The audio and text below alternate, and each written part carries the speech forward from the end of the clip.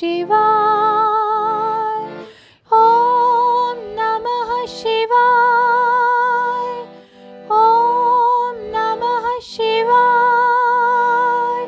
ओम नमः शिवाय। ओम नमः शिवाय। नमः शिवाय। नमः शिवाय। नमः शिवाय। नमः शिवाय। विंध्य की तपस्या, ओंकार में परमेश्वर लिंग के प्रादुर्भाव और उसकी महिमा का वर्णन। ऋषियों ने कहा, महाभाग सूत जी, आपने अपने भक्त की रक्षा करने वाले महाकाल नामक शिवलिंग की बड़ी अद्भुत कथा सुनाई है। अब कृपा करके चौथे ज्योतिर्लिंग का परिचय दे दीजिए। ओंकार तीर्थ में सर्वपातकहारी परमेश्वर का जो ज्योतिर्लिंग है उसके आविर्भाव की कथा सुनाइए।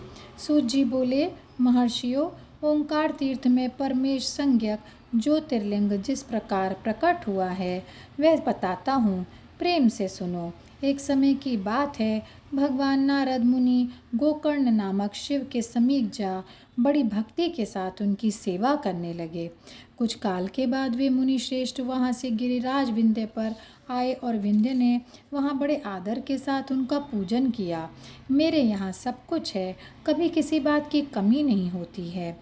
इस भाव को मन में लेकर विंध्याचल नारद जी के सामने खड़ा हो गया। उसकी वह अभिमान भरी बात सुनकर अहंकार नाशक नारद मुनि लंबी सांस खींचकर चुपचाप खड़े रह गए। यह देख विंध्य पर्वत ने पूछा, आपने मेरे यहाँ कौन सी कमी देखी है? आपके इस तरह लंबी सांस खींचने का क्या कारण है? नारद जी ने कहा, भैया, तुम्हारे यहाँ सब कुछ है, फिर भी मेरू पर्वत तुमसे बहुत ऊंचा है। उसके शिखरों का विभाग देवताओं के लोकों में भी पहुंचा हुआ है, किंतु तुम्हारे शिखर का भाग वहां कभी नहीं पहुंच सका है। सूत जी कहते हैं, ऐसा कहकर नारद जी वहां से जिस तरह आए थे उसी तरह चल दिए, परंतु विंध्य पर्वत मेरे जीवन आदि को धिक्कार है, ऐसा सोचता हुआ मन ही मन संतप्त हो उठा। अच्छा, अब मैं विश्वनाथ भगवान शंभु की आराधना पूर्वक तपस्या करूंगा। ऐसा हार्दिक निश्चय करके वह भगवान शंकर की शरण में गया। तदनंतर जहाँ साक्षात ओंकार की स्थिति है वहाँ प्रसन्नता पूर्वक जाकर उसने शिव की पार्थिव मूर्ति बनाई और 6 मास तक निरंतर शंभु की आराधना करके शिव के ध्यान में तत्पर हो वह अपनी तपस्या के स्थान से हिला तक नहीं। विंध्याचल की ऐसी तपस्या देखकर पार्वतीपति प्रसन्न हो गए। उन्होंने विंध्याचल को अपना वह स्वरूप दिखाया जो योगियों के लिए भी दुर्लभ होता है। वे प्रसन्न हो उस समय उससे बोले, विंध्य, तुम मनोवांछित वर मांग लो, मैं भक्तों को अभीष्ट वर देने वाला हूँ और तुम्हारी तपस्या से प्रसन्न हूँ। विंध्य बोला, देवेश्वर शंभो, आप सदा ही भक्त वत्सल हैं। यदि आप मुझ पर प्रसन्न हैं तो मुझे वह अभीष्ट बुद्धि प्रदान कीजिए जो अपने कार्य को सिद्ध करने वाली हो। भगवान शंभु ने उसे वह उत्तम वर दे दिया और कहा, पर्वतराज विंध्य, तुम जैसा चाहो वैसा करो। इसी समय देवता तथा निर्मल अंतःकरण वाले ऋषि वहां आए और शंकर जी की पूजा करके बोले, प्रभो, यहाँ स्थिर रूप से आप निवास करें। देवताओं की यह बात सुनकर परमेश्वर शिव प्रसन्न हो गए और लोगों को सुख देने के लिए उन्होंने सहर्ष वैसा ही किया। वहाँ जो एक ही ओंकार लिंग था वे 2 स्वरूपों में विभक्त हो गया। प्रणव में जो सदाशिव थे वे ओंकार नाम से विख्यात हुए और पार्थिव मूर्ति में जो शिव ज्योति प्रतिष्ठित हुई उसकी परमेश्वर संज्ञा हुई। परमेश्वर को ही अमलेश्वर भी कहते हैं। इस प्रकार ओंकार और परमेश्वर ये दोनों शिवलिंग भक्तों को अभीष्ट फल प्रदान करने वाले हैं।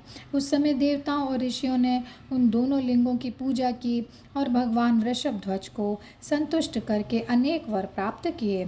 तत्पश्चात देवता अपने अपने स्थान को गए और विंध्याचल भी अधिक प्रसन्नता का अनुभव करने लगा। उसने अपने अभीष्ट कार्य को सिद्ध किया और मानसिक परिताप को त्याग दिया। जो पुरुष इस प्रकार भगवान शंकर का पूजन करता है वह माता के गर्भ में फिर कभी नहीं आता और अपने अभीष्ट फल को प्राप्त कर लेता है, इसमें संशय नहीं है।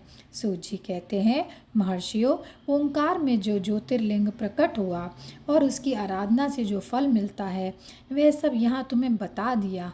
इसके बाद मैं उत्तम केदार नामक ज्योतिर्लिंग का वर्णन करूँगा और यहीं पर यह अध्याय समाप्त होता है।